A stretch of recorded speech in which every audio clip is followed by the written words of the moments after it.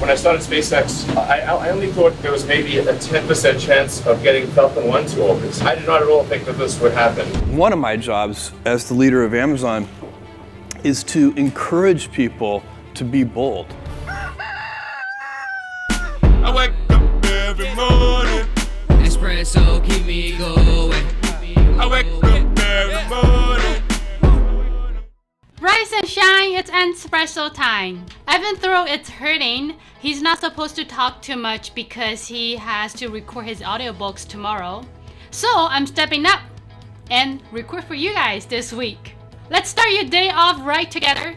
Grab a tea and sip on today's message from Elon Musk. If you want to have more confidence, check out our 254s. They are free. The link to join is in the description below. There are just times when something is important enough, you believe in it enough, that you do it in spite of the fear.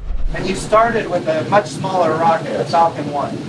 And was your goal at that point, when you started with Falcon 1, to get to the point where we had 9 engines for Falcon 9? Was that your goal at that time? When I started SpaceX, I only thought there was maybe a 10% chance of getting Falcon 1 to orbit. I did not at all think that this would happen. So this is for sure a dream come true. But I literally at the time I didn't know anything about rockets, and I've been the chief engineer of SpaceX since day one, and I don't really know anything about rockets, which is why the first 3 rockets failed. Right. And then So the first 3 Falcon 1s for SpaceX were failures. Yes. And then tell me about the 4th one. The 4th one, so I'd actually only had enough money for 3 flights, so I had no more money left, and we managed the team sort of rallied, and we managed to put together enough spare parts to do a 4th launch, and that 4th launch was successful. And then So what would have happened if it wasn't successful?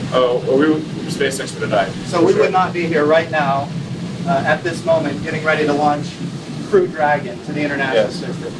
Wow. Now I have a very special bonus clip that I think you're gonna enjoy. But before that, it's time for the question of the day. What's the risk that you need to take today? Let me know in the comments below. And if you are still here, I want to celebrate you. Give me a hashtag believe in the comments below. One of my jobs as the leader of Amazon is to encourage people to be bold. And people love to focus on things that aren't yet working. And that's good, it's human nature. That kind of divine discontent can be very helpful.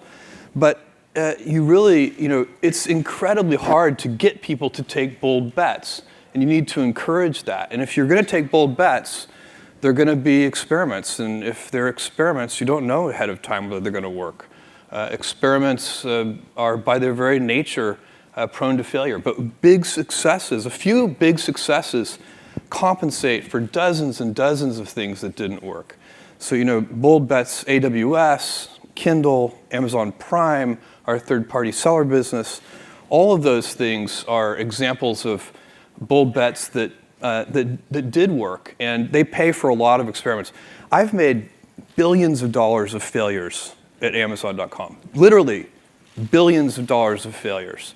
And you might remember Pets.com or Cosmo, or give myself a root canal with no anesthesia very easily.